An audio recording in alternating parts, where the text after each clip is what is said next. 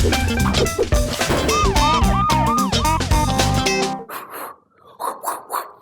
Mummy, साहब साहब, अरे साहब, ये देखिए मंगू फिर चोरी करते हुए पकड़ा गया।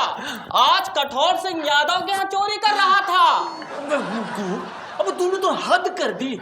कठोर सिंह यादव के घर पहुंच कर चोरी करने। हाँ और नहीं तो क्या, बिल्कुल ऐसा ही। अरे उनका तो पूरा राजनीतिक करियर ही चोरी हो गया है। अब उनके पास बचा क्या है? जू तो छट अप योर माउथ। ए मंगू, तू बता क्या चुराने गया था? साहब आपको तो पता है कि यूपी में चुनाव होने वाले। यूपी में चुनाव जब होंगे तो कठोर सिंह का पूरा खानदान चुनाव लड़ेगा। पूरा खानदान जब चुनाव लड़ेगा तो जीत भी जाएगा, तो फायदा तो उन्हीं को होगा। यूपी का विकास तो होगा नहीं। यूपी तो जहां का तहां। तो मैंने बहुत सोची। फिर मैंने सोचा कि क्यों ना वो लिस्ट ही चुरा लूं जिसमें कठोर सिंह के खानदान वालों के नाम है साहब। मैं लिस्ट चुरा ही रहा था साहब, मगर लिस्ट इतनी लंबी थी कि खींचते लपेटते सुबह हो गई। ये अचानक कमबख्त कहां से आया और मुझे पकड़ लिया। क्या हो गया साहब, आप तो मेरी स्टोरी सुन के कमर सिंह की तरह रोने लगे। मंगू, हम सोच रहे हैं कि काश हम भी कठोर सिंह यादव के रिश्तेदार होते तो आज हम भी एमपी या एमएलए तो बन ही गए होते। साहब आप एमपी एमएलए जरूर बनोगे जब मैं मिनिस्टर बनूंगा। अरे चौबे जी कहाँ बताएं, अरे कल पार्टी बहुत अच्छी थी। अरे फ्री की दारू पीने का मजा ही अलग होता। साहब, ओ साहब, ये देखिए मंगू आज फिर चोरी करते हुए पकड़ा गया। आज तो ये famous music director smile barber क्या चोरी करता हुआ पकड़ा गया। अबे मंगू, अभी म्यूजिक डायरेक्टर के घर पे का फ्रीडम की तरह म्यूजिक चुराने गया था। साहब मेरी खोपड़ी हुड़गुम्बा हो रही है। उनके यहाँ चुराने के लिए है क्या? अगर चुराने के लिए इतना म्यूजिक होता तो 2-3 फिल्मों के बाद वो गायब क्यों हो जाते? क्या बात करता है मंगू? हाँ, अरे अपने साहब को ही देख लो। हाँ, इनके पास तो चोरी करने के लिए कुछ भी नहीं है, फिर भी ये गायब कभी नहीं होता। ए मंगू, तू फुल स्टोरी बता, आज कोई नहीं टोकेगा। साहब आपको तो पता है कि उनकी म्यूजिक की दुकान बंद हो गई है। अब वो गुजरात से चुनाव लड़ रहे हैं, तो मैंने सोचा मैं जाके उनको बधाई दे दूं। जैसे साहब बधाई देने के लिए मैं दीवार कूद के अंदर घुसा, उल्टा उन्होंने मुझे पकड़ लिया और मेरा बाजा बजा दिया। मुझसे कहने लगे जेब में जितना पैसा निकालो, अब मैं नेता बन गया हूँ, सहयोग करो।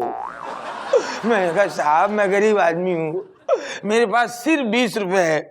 उन्होंने झपट्टा मार के 20 रुपए छीन लिए। बोले हम नेता हो गए हैं, अब छीनना हमारा हक है। हेलो चौबे जी, अरे कल ना हम दारू पी के डॉन की पार्टी में खूब ठुमके लगाए। अरे ये बात मीडिया में तो नहीं आएगी ना? साहब साहब साहब, ये देखिए मंगू आज फिर चोरी करते हुए पकड़ा गया है। आज ये एसएमएस कंपनी वालों के यहाँ चोरी कर रहा था। कहाँ गए मंगू? हुआ का चुराने गया था। साहब आपको तो पता है ये फालतू एसएमएस से पूरा हिंदुस्तान परेशान है।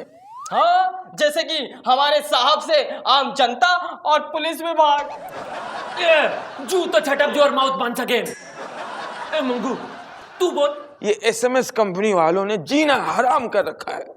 दिन हो या रात हो, जबरदस्ती के फालतू के एसएमएस धड़ाधड़ मोबाइल पे गिरते रहते हैं। मैं पक गया हूँ साहब। तो मैंने एक दिन सोची फिर बहुत सोची।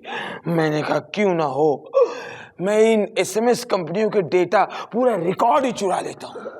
न रहेगा बांस न बजेगा गिटार। कल तो साहब ये कंपनी वालों ने हद ही कर दी। मेरे सीने में दर्द उठा, मैं घबरा गया। ये दर्द कहीं हार्ट अटैक का तो नहीं? लो मैं सोच ही रहा था कि मेरे मोबाइल में धड़ाधड़ एसएमएस गिरे। मैंने पढ़ के देखा, उसमें लिखा था सस्ती सुंदर टिकाऊ मैयत के सामान के लिए लिखे या मिले 40% डिस्काउंट।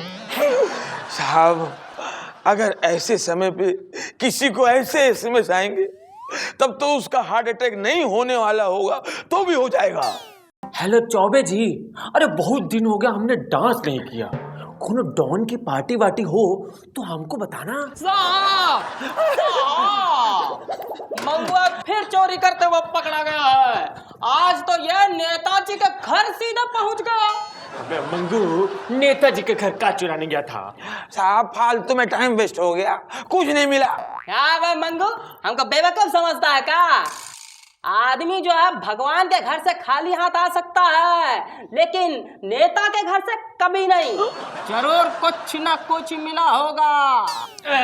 जूतों सत्ता। मंगू तू बोल। साहब मेरी खोपड़ी हुड़ुम्बा हो रही है।